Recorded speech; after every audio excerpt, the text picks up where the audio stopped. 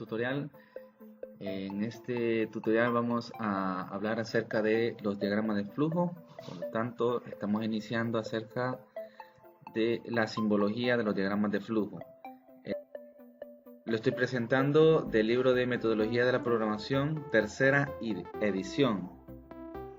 Es de Oswaldo Cairó, ¿verdad? Entonces nos vamos a basar en este libro, un libro que me parece muy interesante para desarrollar lógica. Y bueno, vamos a empezar con la simbología. Esta elipsis, un símbolo utilizado para marcar el inicio y el fin del diagrama de flujo. Está este paralelogramo que significa o que nos sirve para introducir los datos de entrada y también expresa lectura, es decir, nos va a servir a nosotros para declarar todas las variables y para poder leer los datos que el usuario va ingresando. Tenemos este otro símbolo, esta otra forma, que es un rectángulo que nos va a servir para representar un proceso. Luego está también estos otros, son como unos diamantes,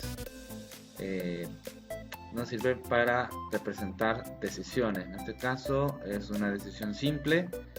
Esta es para una decisión selectiva doble y esta es para una decisión múltiple.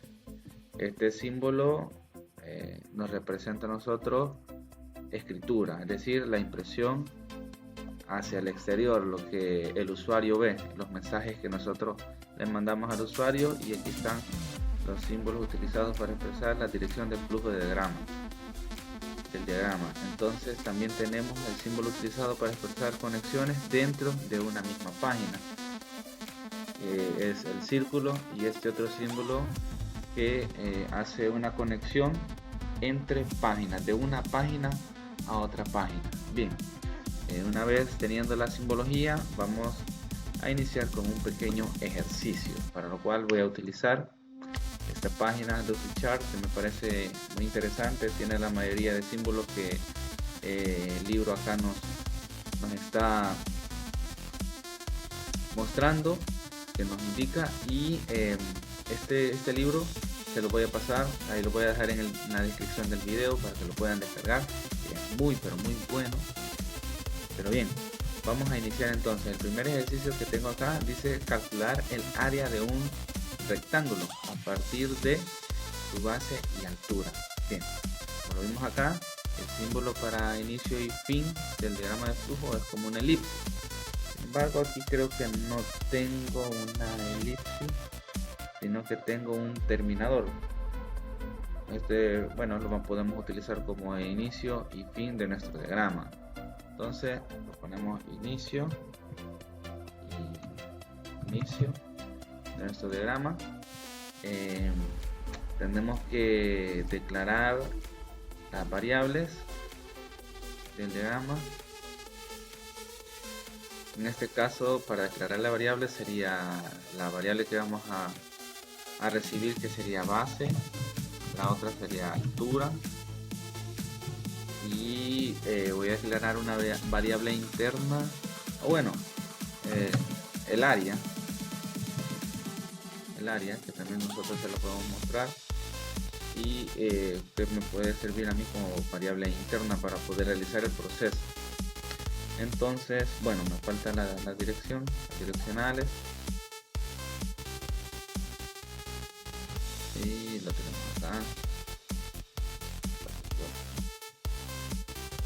Bien, tenemos nuestro pequeño, el inicio, la declaración de los datos.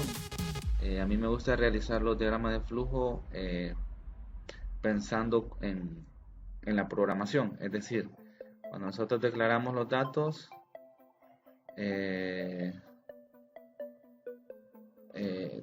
primero los declaramos y luego solicitamos cada uno de los datos al usuario. Por lo tanto, vamos a solicitar, y como lo vimos acá, para imprimir tenemos este pequeño símbolo que aquí sí lo tiene esta paginita. Entonces vamos a poner este símbolo que dice documento, documentación o mensaje, y vamos a solicitar al usuario que ingrese cada uno de los datos, que sería la base y la altura.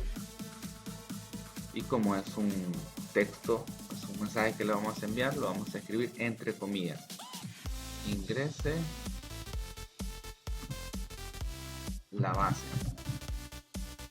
En este caso le estamos solicitando al usuario que por favor ingrese la base. Tenemos acá bien el conector, esto, listo. Ingresa su base. Nosotros tenemos que leer ese dato que va a ingresar el usuario. Entonces vamos a utilizar el mismo símbolo de declaración que sirve también para introducir datos, expresa lectura. Entonces vamos a utilizar este mismo, como comento, pensando en términos de programación, donde nosotros declaramos, solicitamos datos, los capturamos y luego los procesamos. Entonces es una forma bastante ordenada que yo recomiendo mucho para trabajar los diagramas de flujo, y que esto facilita mucho la programación. Entonces vamos a recibir la base. Tenemos por acá la base, tenemos la conexión. ¿Qué más nos hace falta? Solicitar también ingrese la altura. Nosotros podríamos ser bien específicos, ingrese la altura del rectángulo,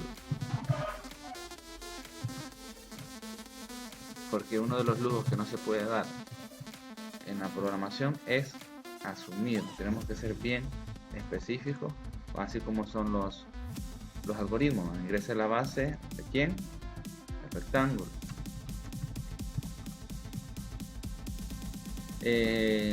Mandamos estos mensajes entre comillas porque en los diferentes lenguajes de programación, en la mayoría, cuando nosotros mandamos un mensaje en pantalla siempre se hace entre comillas. Entonces ya desde aquí nosotros vamos haciendo un estándar para codificar. Tal vez aquí no estamos codificando, pero sí estamos generando la lógica para la resolución de este pequeño ejercicio, ¿verdad? Bien, tenemos base, nos hace falta leer qué cosa, la altura, ¿verdad? Entonces ponemos acá altura. Recordar que nosotros tenemos que utilizar estas variables que hemos declarado previamente arriba, acá, de la misma forma. Es decir, si está en minúscula todo va a estar en minúscula a la hora de capturar esos datos. Entonces, bien, tenemos acá, nos hace falta el conector, tenemos base, tenemos altura. Significa que nosotros podemos proceder a el cálculo del área de nuestro rectángulo, ¿verdad? Entonces, para un proceso, como lo dice acá, es justamente es un rectángulo para realizar los procesos en un diagrama de flujo. Bien, tenemos un proceso y nosotros vamos a decir acá que nuestra área va a ser igual a ¿qué? A la base por la altura. A ver, vamos a hacer un poquito para que quede bien. Base por altura. Tenemos base por altura. Esa, en base a esta fórmula, nosotros podemos calcular el área de un rectángulo, ¿verdad? Ya lo tenemos calculado. Lo único que nos hace falta aquí es mostrarlo en pantalla. Bien, así que para poderlo mostrar en pantalla, lo único que tenemos que hacer nosotros es mandar una impresión, ¿verdad? Tenemos acá impresión y entre comillas vamos a poner el texto del mensaje. Por ejemplo, sería el área del rectángulo es, le dejamos un espacio, cerramos comillas y como estamos en términos de diagrama de flujo, no es necesario concatenar con un símbolo especial, simplemente lo vamos a hacer con la variable que contiene el resultado que nosotros necesitamos expresar. El área del rectángulo es área, ¿verdad? Porque esta variable contiene el proceso de el cálculo del área del rectángulo. Bien, tenemos esto, luego lo pasamos. Listo. Y como todo programa que tiene un inicio, también tiene su fin, ¿verdad? Entonces aquí vamos a poner fin. Listo. Es así, queridos amigos, como nosotros hemos realizado este pequeño diagrama de flujo para calcular el área de un rectángulo. Repitiendo, iniciamos el diagrama de flujo, declaramos las variables que vamos a utilizar en términos de variables internas o las variables originales del problema, que en este caso es la base, la altura y el área. Aquí las utilizamos todas, no ocupamos una variable interna que nos permita a nosotros realizar algún procedimiento. Luego pedimos al usuario que por favor ingrese la base, leemos o capturamos ese dato en la variable base. Luego solicitamos otra vez al usuario que por favor ingrese la altura del rectángulo. Luego recibimos ese dato y lo capturamos o lo guardamos en la variable de altura, y lo que hacemos después es simplemente realizar el cálculo. Área va a ser igual a base por altura, ¿verdad? Entonces tenemos área contiene el resultado, la variable área contiene el resultado y simplemente la mandamos a impresión. ¿Cómo? Ponemos el área del rectángulo es y sin comillas escribimos la variable y eso se va a imprimir. Espero les haya gustado y servido de mucho, así que nos vemos en el próximo tutorial.